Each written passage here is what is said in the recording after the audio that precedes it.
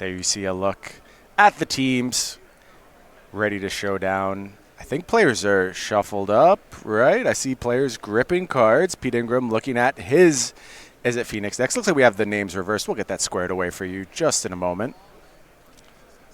Yeah, I guess one of the things that did come up when I was talking to Frank and the rest of his team was that they were really looking for an Andrew Jessup Monarch token. Okay. And I inquired about that, and they're like, well, Steve Rubin, he's the Monarch this weekend. And, yeah, sure enough, playing Death and Taxes and Legacy. Yeah, that makes sense. What's the name of the card? Palace Jailer? Is that the often played one? Yep. Yeah. Monarch is a weird mechanic, isn't it? Like, seeing it being part of the Legacy format, it's always jarring when I see the Monarch token in play. It's cool. I do like it. It is, yeah, just weird when it comes out of like a commander set or conspiracy set or something like that when these cards show up where it's like, what? I don't remember this being a thing. Right. In general, I don't check in with these like supplementary sets very often. And it took me a while to understand that the Monarch also let you draw cards as well. I didn't understand that for a long time. I mean, that's the important part. That is the important part. Absolutely. And I was like, why are people playing this? Oh, now I get it. So there you see Will Pulliam leading off with the classic turn 1 Ancient Stirrings from Amulet Titan. Going to go ahead and pass the turn back to Pete Ingram. He's going to do the classic Is It Phoenix stuff. How about a cantrip? It's going to be Serum Visions here. Taking a look at those top two. I think I saw a Pyromancer's Ascension there for Ingram, floating amongst the top two cards. Pyromancer's Ascension, not a card you see in every single Is It Phoenix list, but it is a card that's catching on a little bit in popularity as it's being touted as the Mirror Breaker.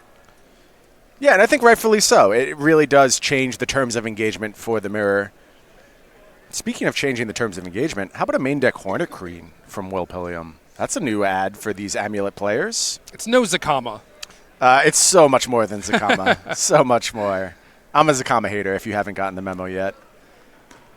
Hornet Queen seems pretty nice, though. Yeah, into this metagame in particular, it seems like it could do a lot of work. You need some flying blockers. I mean, Hornet Queen is the best thing that you could possibly do. Right, and a fine response to an already flipped thing in the ice. Obviously, you don't want to play it into one that is still ready to go. Yeah, whatever. You just recast the Hornet Queen, right? Assuming you get the window to do so. Always a question mark against this Is It Phoenix deck. So we'll just content to go ahead and play a bounce land. Not one of those explosive Amulet starts that we've seen in the past, but Amulet can play a slower game too. Yeah, maybe hoping for an Amulet of Vigor off that Ancient Stirrings. Pete is going to go ahead and deploy that Pyromancer's Ascension we saw floating around the top of the deck. Again, this is a scary alternate win condition for a deck that's just loaded up with cantrips. I think so too, but this isn't the matchup for it. No, it is not. This is going to let maybe Pete draw a bunch of cards, maybe copy some lightning bolts, but ultimately those are the types of things that you want to be doing in mirror matches and like slower, grindier decks, whereas Amulet can fight through it pretty easily, I think. I think that's a good point. Also, things like Bajuka Bog out of the Amulet deck to directly deal with graveyards. So let's see what it's going to do for Pete here. Will, with the basically slowest possible start, was able to find a turn 1 play, but then had to go tap land. So really taking a while to get going for the Amulet deck. You know, one of the tricky things about Amulet is just figuring out what hands you're keepable. And the question is, can you keep a hand like Will kept? The answer is yes, because he had the Ancient Stirrings. This hand, just based on the number of tap lands we've seen, is probably super explosive if he was able to hit Amulet in the top 5 cards of his library. Yeah, I agree. I mean, it is weird for him to have a Forest and then also just not playing a Zeus on this turn either. So I think he was really banking on trying to find an Amulet. I think so. Meanwhile, Pete going to go ahead and put the first counter on that Pyromancer's Ascension by virtue of a second copy of Serum Visions. Can you get Ascension up on the screen? Ascension's kind of like a slow burn, right? It just takes a while to get going. It's doing nothing as soon as it hits the battlefield. And then as soon as you get that second counter on it, it's time to go. And all of your spells get supercharged. And generally the game ends pretty quickly from that point when Ascension is live.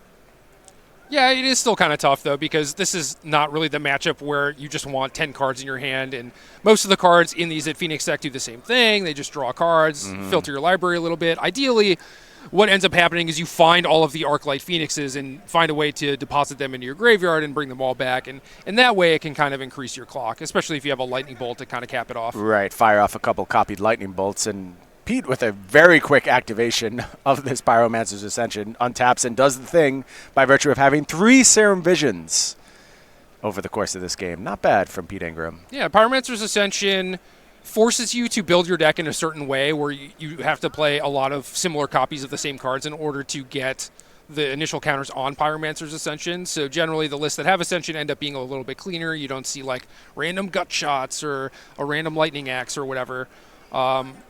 And this is exactly why, because you draw 3 of the same card with Ascension, suddenly it's online. Will's draw is a little bit slower, and he's under the gun now. Yeah, and Will, you see showing respect to that Ascension, going to go ahead and deploy an Engineered Explosives. Oh no, I'm sorry. This was a transmuted Telaria West, so he wants to deploy an Engineered Explosives, has not done so as of yet. This is not what the Amulet Titan deck wants to be doing at all. This is a very reactive posture from Will. Yeah, when you're talking about Amulet becoming one of the top decks in the format, it's not based on these draws. No. For sure. No, absolutely not. And maybe that's another knock against the Amulet Titan deck and why it hasn't been picked up to the extent you would expect, is that when it fails spectacularly. You're like, what is this deck doing? How could this possibly be a top contender in the format? Well, because when it succeeds dramatically. Manamorpho any good when you have active Pyromancer Ascension in play? I would argue yes. Okay. I think it's a bold stance, but now it becomes a ritual that also draws you multiple cards. Turns out that's decent. So let's see if Pete can actually convert this into a win. He has 2 copies of Manamorphos and a Snapcaster Mage. Some Faithless Lootings. He's going to go deep this turn. Yeah, I have a hard time believing that Pete doesn't end this turn in a dominating position. And that's why something like going to get that Engineered Explosives, the damage has been done. Pete's graveyard should be stocked. His hand should be stocked. Meanwhile, over in the Legacy match, Steve Rubin up a game against Collins Mullen in the Death and Taxes versus Teamer Delver matchup. That's a classic of Legacy. Throwback. Oh, yeah. Going back maybe, 5-6 years pretty easily. Teamer Delver's starting to make a resurgence in Legacy. We're just going to let Pete do his thing for a while here. You see another Manamorphos. That means more mana, more cards. Pete has 73 cards in hand right now, I believe. Give or take. Yeah. And it can't feel good from Will's side of things to have your opponent be casting like these Serum Visions and Ops and just routinely keeping all of the cards on Right. top. Yeah, I think Will's disappointment with this game has persisted over a few turns now, really starting with that turn 1 Ancient Stirrings that didn't find anything useful. Just not a lot going on the Amulet side. So there's one of those lightning bolts. Again, that'll speed up the clock dramatically. Looks like we're going to fire off a Thought Scour here, put a bunch of cards in the graveyard, draw some cards. Oh, did you see that? He drew the Arclight Phoenix off the top. Mill over, Manamorphos, and Lightning Bolt. Right. Pete does have Faithless Looting in hand, so I don't think this is going to pose all that much of a... In fact, he has 3 Faithless Looting. Yeah, and hand, so. this is certainly the correct sequencing, right? You cast all your blue cantrips, draw a bunch of cards, and then you use Faithless Looting to discard any Arclight Phoenixes you found. Yep. And then maybe finish things off with Lightning Bolt. We'll see. Yeah, we'll see if Will gets another turn after this. I don't think it really matters, quite frankly. I have a hard time composing a win from Will's current board state based on how he's played the previous turns. Yeah, so. You start the turn with 4 mana and no amulet that we know of or anything. It is very tough to actually deal 20 from that spot. Right. Almost certainly no Azusa as well. So here's the copy of the Faithless Looting. And that's going to go ahead and look at a couple more cards. We've got 2 of our Phoenixes in the graveyard. Meanwhile, over in our standard matchup, Robert Stanley takes a game against Frank Skarren. There we see the Sultai midrange versus Mono Red Aggro. One of the reasons Mono Red Aggro never really found an initial foothold in this format was the Sultai midrange matchup. A very challenging one. If anyone can navigate it, it's Frank, but still a tough matchup for the Mono Red side. Yeah, I agree completely. Sultai is tough. Obviously, a lot of it hinges on what part of their deck the Sultai player draws. If they draw all Wild Growth Walkers and Explore creatures, they're golden. But if they draw the Vivians and even Hydroid Crassus early is not very strong. Right. But I do think overall things are definitely in Sultai's favor. Wild Growth Walker is very tough for them to deal with, and they're not even playing Lava Coil main deck anymore. They can't afford to. No, they cannot. And they're basically looking to dodge that matchup. You can get bigger in post-board games, and you'll find your lava coils then. This isn't best of one on Arena, so options still available. Pete still hasn't played a land for the turn, meanwhile. Going to go ahead and deploy that now. Time for some more blue cantrips. It's going to be Thought Scour, targeting Will. Now, Pete has 2 copies of Surgical Extraction in hand. In hand? He has 3 in his deck list. Yeah, two in hand. Nothing super exciting with the mill from Thought Scour there. No prime time, ready to be taken out. But here's another copy. Going to go ahead and target Will one more time. Kind of a whiff again. Yeah. I like this line from Pete, though, because it was pretty clear that he's not going to be able to kill Will this turn once he's down to Island Sulphur Falls, because at best he could Thought Scour himself, bring back all 4 Phoenixes, attack for 12, and then he only had enough to Lightning Bolt once, which would leave him dead. So this gives him kind of a backup out where if he just milled over Primeval Titan, that wins the game, effectively. Right. Yep. Pete knows that Will has Engineered Explosives in hand. It'll be interesting to see if that changes what he targets. And he is going to, in fact, target the Engineered Explosives, getting the one out of hand.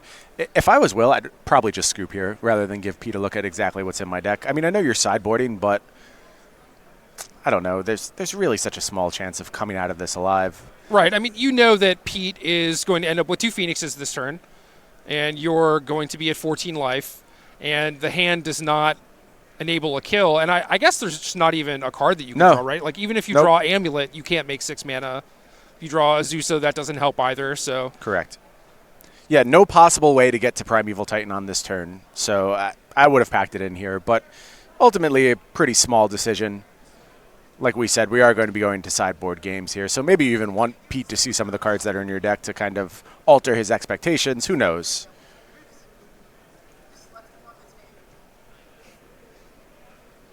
Surgical Ascension is kind of funny, especially with 3 copies in Pete's main deck. It's like you could just strip them of everything if you don't have anything else going on, but obviously that's not ideal, not what you would like to be doing. But well, it just goes to show why this Phoenix deck has found such success. Its plans continue to alter. It continues to offer new little wrinkles to its game plan, such as this Ascension package. And, you know, I was down in the feature match area a few rounds ago. I was watching Andrew Ellenbogen play Phoenix against Ad Nauseam. He was on a deep mulligan and very slim outs, I would say. Certainly some fear of what the Ad Nauseam player is capable of. So he fired off a Thought Scour at his opponent, hit one of the Ad Nauseams, had the Surgical Extraction in hand, and just took the Ad Nauseams out of his opponent's deck, and his opponent scooped. Yeah, no way to win from that point, right? No, it's nice to play to your outs. I mean, you could do like Simian Spirit beat downs if you wanted to, but let's be real, that's not going to happen. Yeah. Kind of interesting, too, from Pete's side, where you see the hand, you know that Will is not capable of doing anything next turn, and Pete actually took out the Ancient Stirrings and Explosives from Will's deck. I think at that point you know that both of those cards are dead draws, right? You just leave them in the deck, right? Right. Pete didn't bring back Phoenixes? Yeah, I forgot. Just skipped it? To be fair, he took a lot of game actions. Yeah, he did. I agree, but those were kind of the important ones. Those are the important ones, but I don't think it's going to matter. Again, there's a lot of like edges being gained here. I think we have 2 lightning bolts in hand, so you just fire off those lightning bolts, cast one other spell, and we are looking at lethal at that point.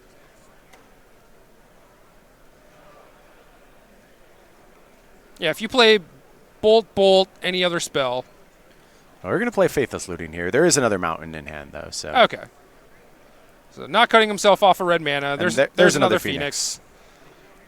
Thought Scour your opponent again for funsies? Well, you already know everything that's in the deck, so you can probably skip it here.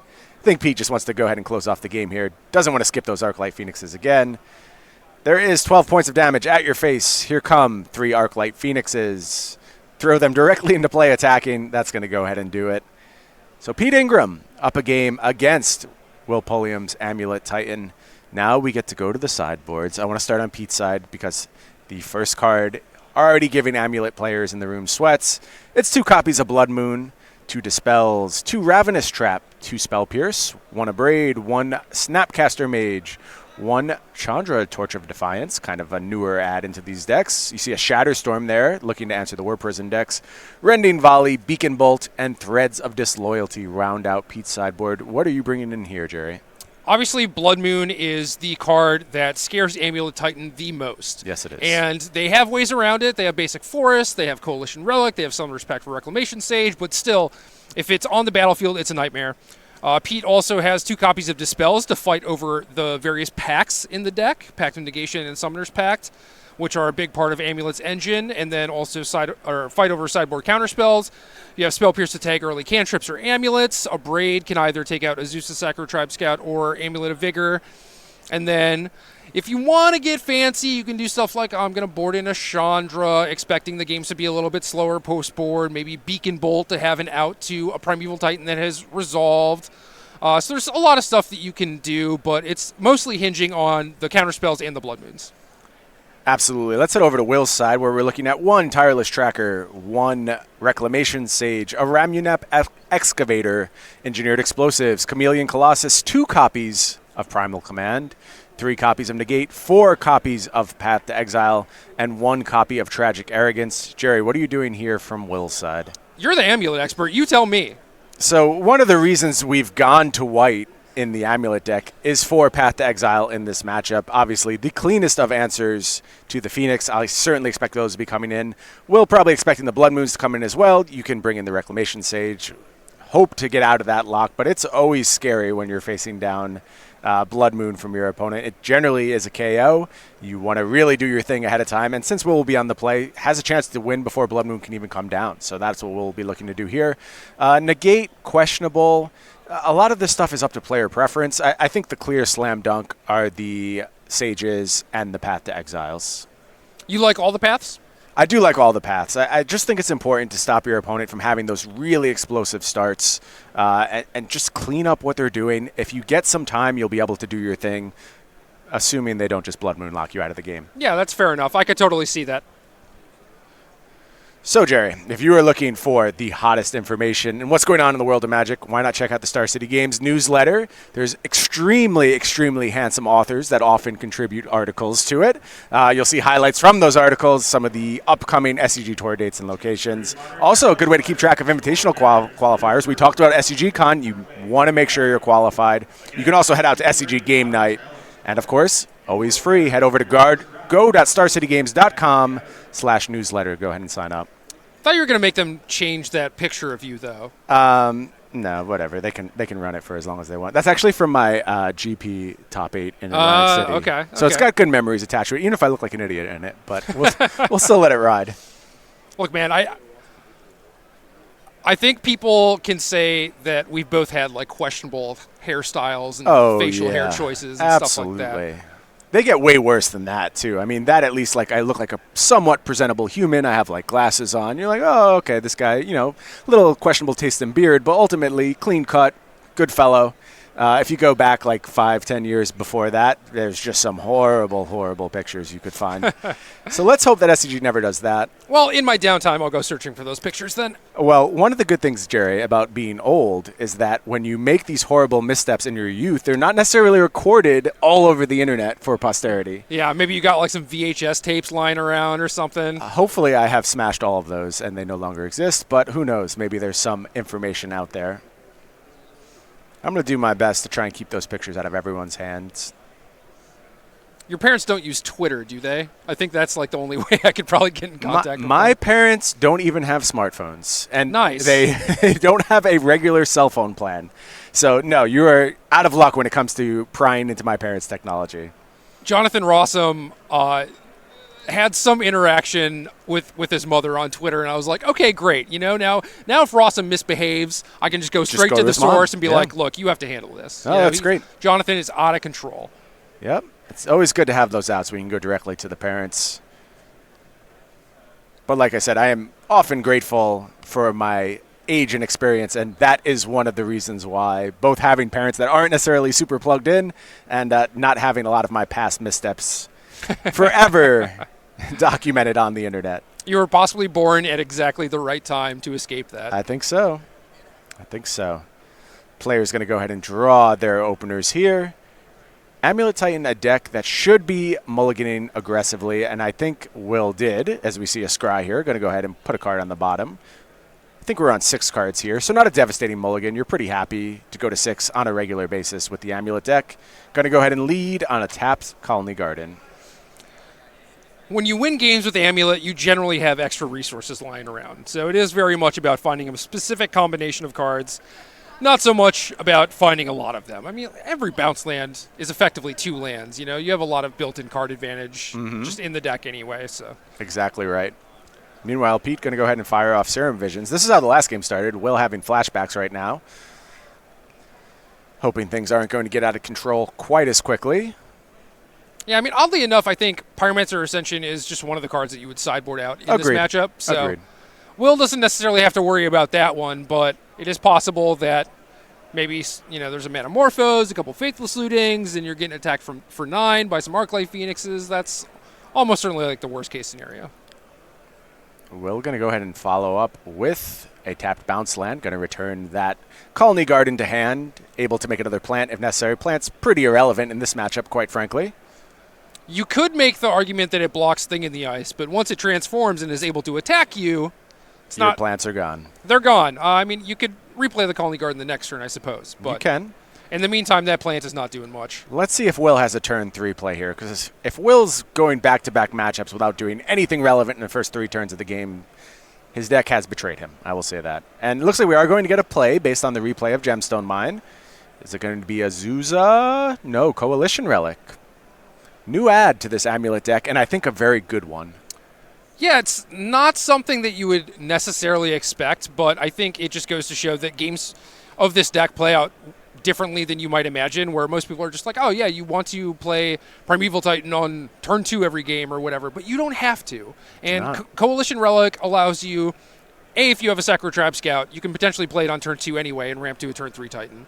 But Relic gets you to 6 mana effectively by itself, because you curve it into the 6 mana for Primeval Titan. And it's a card you can find with Ancient Stirrings, so it kind of bridges the gap that way. It plays entirely around Blood Moon, which is probably the best part of it. Yep. Just overall doing a lot of cool stuff for this deck.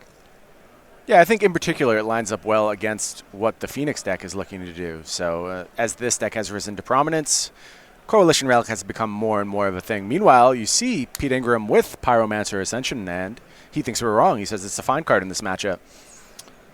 I feel like there are worse cards, but hey.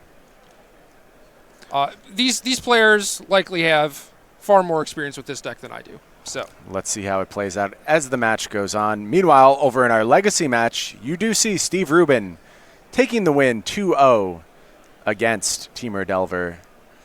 Death and Taxes, big win over in that matchup.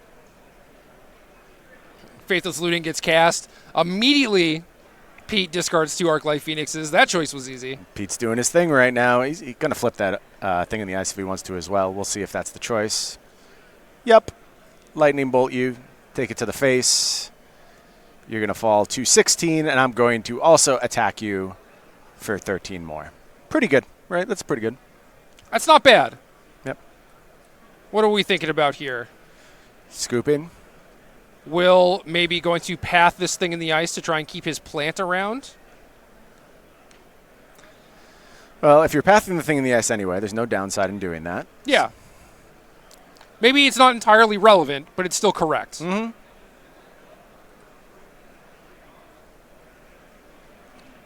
Pete going to go ahead and find a land here. Will's kind of at that point where he just has to untap and do something. And it has to be something dramatic, like at least Primeval Titan. Well, it's going to be tough because he had to use the Coalition Relic for mana. Relic. Yeah, this game may be over before it started, quite frankly. That's a tough spot to be in. At least the clock has been stemmed somewhat. Will going to go ahead and fall to 11. Yeah, very awkward when you have your sideboard card, the thing that you brought in that is meant to slow your opponent down, and they just present 3 giant threats that are attacking you on turn 3. Yeah, I think we're seeing good draws from Pete, suboptimal draws from Will.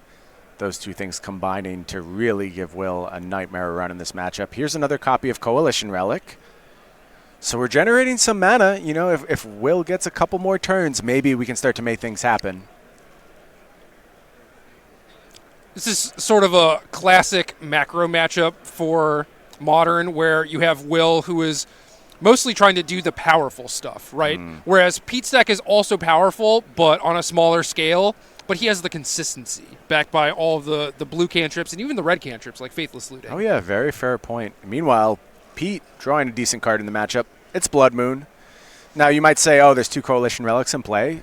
Will have access to the mana he wants. That's true, but the problem is then you lose all of your utility from your Primeval Titans. They're no longer gaining you 4 life when they come into play. They're just getting completely bricked.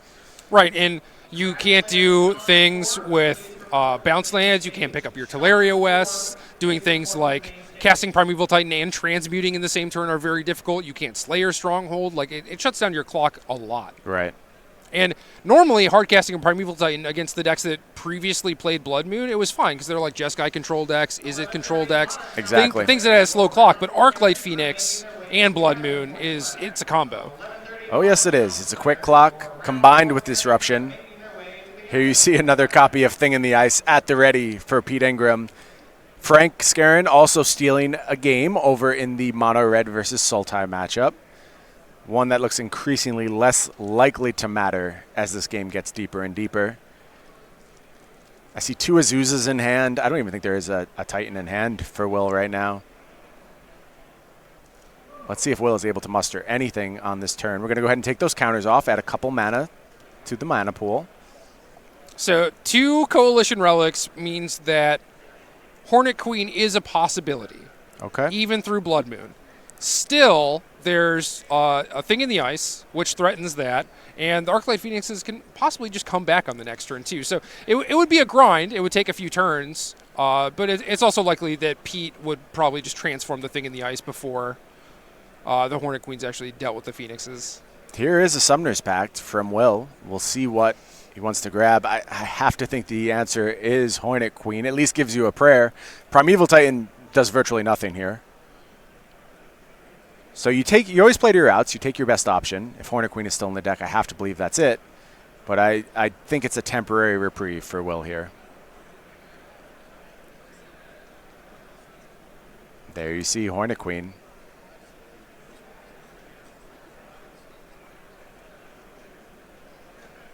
Small bright side to Blood Moon is your Selesnya Sanctuary enters the battlefield untapped. The smallest of bright sides. The absolute smallest. So there is a Hornet Queen bringing along some tokens with it. Unable to flip this Thing in the Ice. I do have to report this match, currently being played for funsies. Frank Skarren took down Sultai midrange with Mono Red aggro. A tough matchup, but like we said, if anyone can navigate it, it's Frank. And he has done so. Let's stick with this one, though. I want to see if we get an outcome here. And I love that the players are still playing, right? They're just here for the love of Magic. They want to know how this match ends as much as we do. Well, Pete is widely known as a person who loves his blue spells, right? He's always playing blue cards in Modern. He loves just casting cantrips and doing his thing. And this deck is a little bit more aggressive than his normal deck, but regardless, it is exactly the thing that Pete wants to be doing basically in every game of Magic. And Will is known as Weird Land Guy. He likes playing Amulet. I would imagine that both of these players like playing their decks on camera as well. Oh, yeah. Both in their element right now. Not willing to get out of the feature match area anytime soon. We couldn't kick them out if we wanted to. Right. Here comes a Thought Scour from Pete. Do we already have a copy in the graveyard? I don't believe so. So it is going to flip over, or excuse me, take a counter off Thing in the Ice. Not going to put a counter on the Pyromancer's Ascension. But the Thought Scour put a Thought Scour in the graveyard, right? I feel like that should count. I don't think they're going to give you that, Jerry. I don't think the judges are going to sign up for that particular explanation. I agree with you, but that doesn't mean they're right.